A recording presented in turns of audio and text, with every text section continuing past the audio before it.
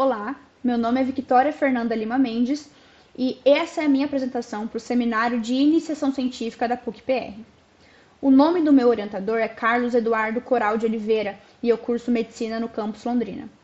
Hoje, o título do meu trabalho é a influência da variante genética RS 10272724 do gene IKZF1 na susceptibilidade e prognóstico da leucemia linfóide aguda. A leucemia linfóide aguda, conhecida como LLA, ela é um tipo de neoplasia hematopoética e ela afeta principalmente as células precursoras dos linfócitos T, B e NK. E também é o tipo de câncer infantil mais comum, afetando principalmente meninos dos 2 aos 9 anos.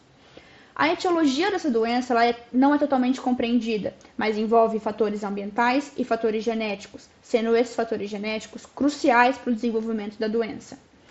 Dentre os fatores genéticos, se destaca o gene IKZF1, que é o fator de transcrição responsável pelos linfócitos.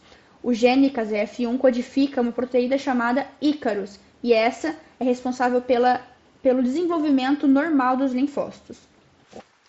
Dentre as variantes genéticas que o gene IKZF1 pode ter, esse estudo focou em estudar a variante RS 10272724, que realiza a troca de timina pela citosina. Os objetivos deste estudo foram investigar a frequência alélica e genotípica do polimorfismo citado em indivíduos com a leucemia linfóide aguda e indivíduos sem a leucemia linfóide aguda, também conhecidos como controle. Além disso, a gente buscou analisar possíveis implicações no prognóstico dos pacientes com a doença, com a neoplasia, associando tanto padrões dominantes quanto padrões recessivos e aditivos. Esse foi um estudo quantitativo experimental retrospectivo do tipo caso-controle, e ele se iniciou com a análise in situ do gene IKZF1 e da variante 10272724. A partir daí, a gente conseguiu fazer a identificação e síntese dos primers e enzimas de restrição relacionados a essa variante, a variante RS 10272724. A partir daí, a gente realizou a amplificação via PCR, via reação em cadeia de polimerase, visando aumentar o volume das nossas amostras justamente para o próximo passo, que é a eletroforese em gel de agarose.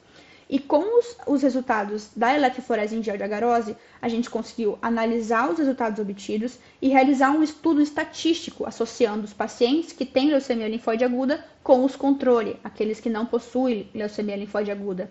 E a partir daí, fazer uma análise prognóstica. Quanto aos resultados obtidos, eles foram sintetizados nessa primeira tabela, que corresponde às frequências alélicas e genotípicas associando o caso controle com a variante genética estudada e o risco de leucemia linfóide aguda. Aqui nessa tabela a gente consegue ver a frequência alélica tanto do alelo T quanto do alelo C, bem como a frequência genotípica. Então, se o paciente é TT, se o paciente é TC, se o paciente é CC. Então, a gente conseguiu uma frequência clara das nossas amostras. Quanto ao modelo genético, a gente também conseguiu avaliar a dominância, a recessividade, e isso é muito importante. E vale destacar que nós observamos principalmente o teste exato de Fisher, o odds ratio e o intervalo de confiança, que foi de 95%. Essa é outra tabela que é de extrema importância para o projeto, que ela faz a correlação entre os portadores do alelo variante C, lembrando que a variante RS 10272724, ela troca a timina pela citosina, e a gente analisa também os parâmetros de prognóstico dos pacientes com LLA. Então, a gente vai olhar agora o coeficiente de correlação. Esse coeficiente de correlação, ele diz respeito à intensidade do relacionamento entre duas variáveis. E normalmente ele varia de -1 a +1, sendo os valores mais próximos do +1 mais estatisticamente relevantes. Mas o que mais importa aqui nessa tabela não é o coeficiente de correlação, e sim o P, que significa probabilidade de obter resultados observados. E a gente consegue ver que o P, que é a probabilidade de obter resultados esperados, ele deve ser menor que 0,05 para ser considerado estatisticamente relevante. E a gente observa aqui que a gente tem dois valores com o P sendo considerado estatisticamente relevante, a parte de respondedor e a parte de óbito. E com essa análise a gente consegue concluir que os pacientes que possuem a variante genética estudada, eles possuem uma resposta mais lentificada ao tratamento, bem como maior probabilidade de evolução para óbito no decorrer da doença.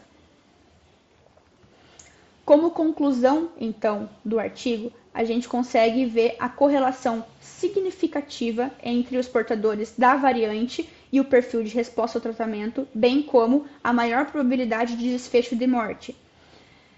Além disso, a gente não conseguiu achar correlação significativa entre os portadores do polimorfismo 10, 27, 27 e 24 com risco ou presença de recidiva. Como considerações finais, a gente entende que o estudo que estamos fazendo é de extrema importância e ele deve ser continuado futuramente, claro, ampliando a população de estudo e ampliando a localização geográfica dos pacientes, para que a gente consiga ter cada vez mais resultados mais confiáveis e resultados mais precisos. Obrigada.